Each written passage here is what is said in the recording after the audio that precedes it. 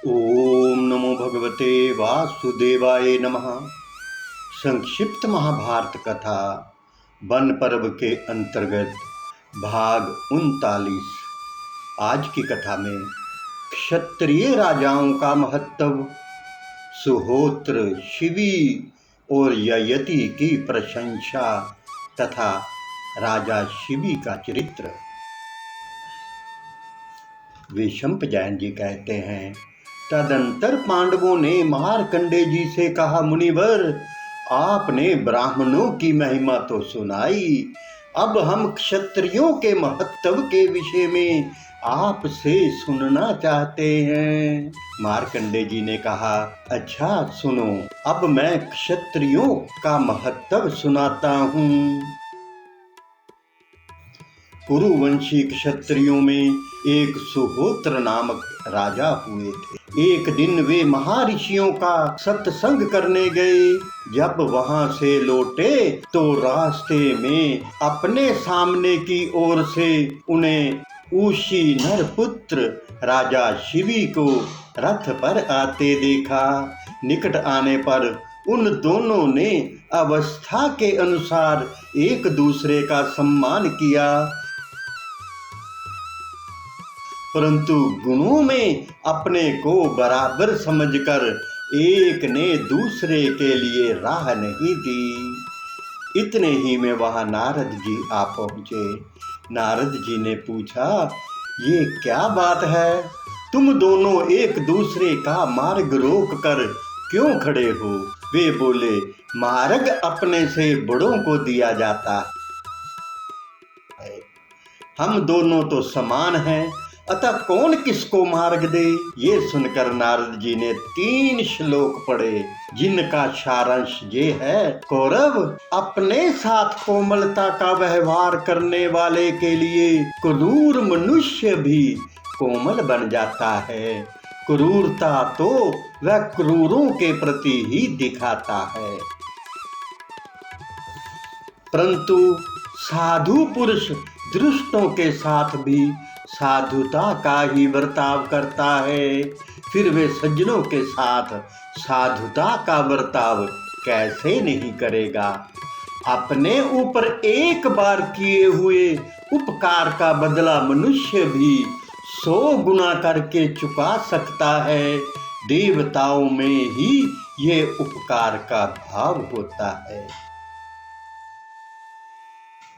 ऐसा कोई नियम नहीं है। इस ऊशी नर कुमार राजा शिवी का व्यवहार तुमसे अधिक अच्छा है। नीच प्रकृति वाले मनुष्य को दान देकर वश में करें, झूठे को सत्य भाषण से जीतें, क्रूर को क्षमा से और दुष्ट को अच्छे व्यवहार से अपने वश में करें। अतः तुम दोनों ही उदार हो। अब तुम में से एक जो अधिक उदार हो वे मार्ग छोड़ दे। ऐसा कहकर नारद जी मौन हो गए। ये सुनकर कुरुवंशी राजा सुहोत्र शिवी को अपने दाईं ओर करके उनकी प्रशंसा करते हुए चले गए। इस प्रकार नारद जी ने राजा शिवी का महत्व अपने मुख से कहा। अब एक दूसरे क्षत्रिय राजा का महत्व सुनो।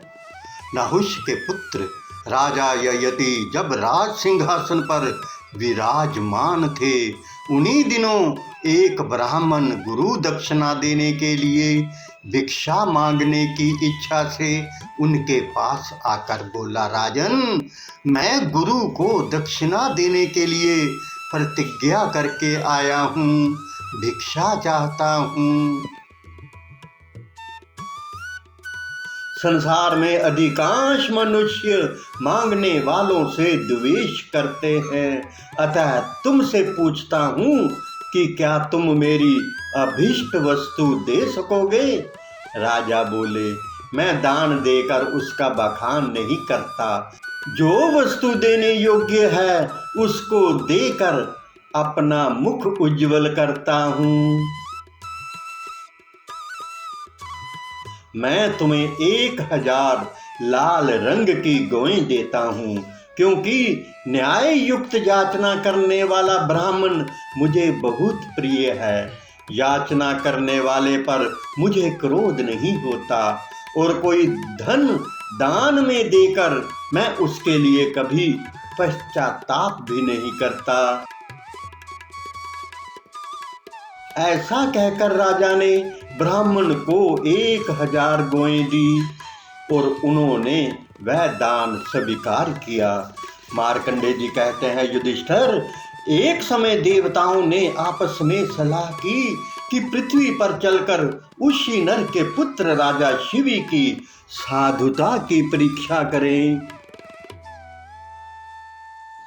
तब अग्नि कबूतर का रूप बनकर चला और इंद्र ने बाज पक्षी होकर मांस के लिए उसका पीछा किया।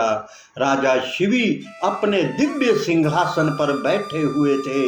कबूतर उनकी गोद में जा गिरा। ये देखकर राजा के पुरोहित ने कहा, राजन, ये कबूतर बाज के डर से अपने प्राण बचाने के लिए आपकी शरण में आया है। कबूतर ने भी कहा, महाराज, बाज मेरा पीछा कर रहा है, उससे डरकर प्राण रक्षा के लिए आपकी शरण में आया हूँ। वास्तव में मैं कबूतर नहीं, ऋषि हूँ। मैंने एक शरीर से दूसरा शरीर बदल लिया था। अब प्राण रक्षक होने के कारण आप ही मेरे प्राण हैं। मैं आपकी शरण हूँ, मुझे बचाइए। मुझे ब्रह्मचारी समझिए। वेदों का सब ध्याय करके मैंने अपना शरीर दुर्लभ किया है। मैं तपस्वी और जितेंद्रिय हूँ। आचार्य के प्रतिकूल कभी कोई बात नहीं करता। मैं सर्वथा निष्पाप और निरपराध हूँ, अतः मुझे बाज के हवाले ना करें। अब बाज बोला, राजन, आप इस कबूतर को लेकर मेरे काम में विघ्न ना डालें। राजा कहने लगे, ये बाज और कबूतर जितनी शुद्ध संस्कृत वाणी बोलते हैं, वैसी क्या कभी किसी ने पक्षी के मुख से सुनी है? मैं किस प्रकार इन दोनों का स्वरूप जानकर उचित न्याय करूं? जो मनुष्य अपनी शरण में आए हुए भयभीत प्राणी को उसके शत्रु के हाथ में दे देता है, उसके देश में समय पर अच्छी वर्षा नहीं होती, उसके बोए हुए बीज नहीं जमते और वह कभी संकट के समय जब अपनी रक्षा चाहता है तो उसे कोई रक्षक नहीं मिलता। उसकी संतान बचपन में ही मर जाती है। उसके पितरों को पितृलोक में रहने को स्थान नहीं मिलता। वे स्वर्ग में जाने पर वहां से नीचे धकेल दिए जाता है। इंद्र आदि देवता उसके ऊपर वज्र का प्रहार करते हैं। इसलिए मैं प्राण त्याग कर दूंगा, पर कबूतर नहीं दूंगा। बाज, अब तुम व्यर्थ कष्ट मत उठाओ। कबूतर को तो मैं किसी भी तरह नहीं दे सकता। इस कबूतर को देने के सिवा और जो भी तुम्हारा प्रिय कार्य हो वह बताओ, उसे मैं पूर्ण करूंगा। बाज बोला, राजन, अपनी दाईं जंघा से मांस काट कर इस कबूतर के बराबर तोलो और जितना मांस चढ़े वही मुझे अर्पण करो। ऐसा करने पर कबूतर की रक्षा हो सकती है। तब राजा ने अपनी दाईं जंघा से मांस काट कर उसे तराजू पर रखा, किंतु वह कबूतर के बराबर नहीं हुआ।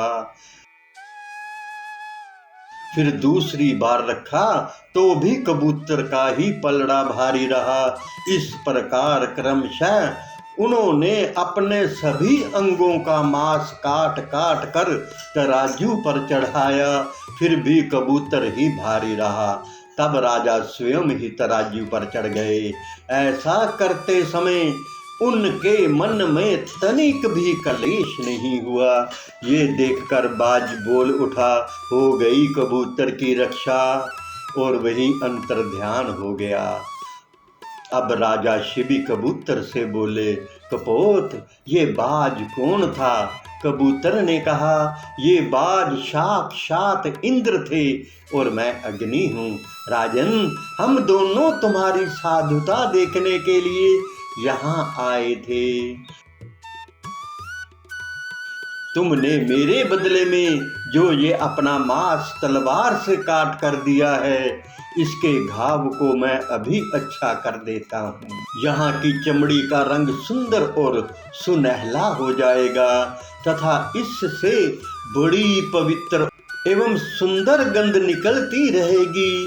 तुम्हारी जंघा के इस चिन्ह के पास से एक यशस्वी पुत्र उत्पन्न होगा,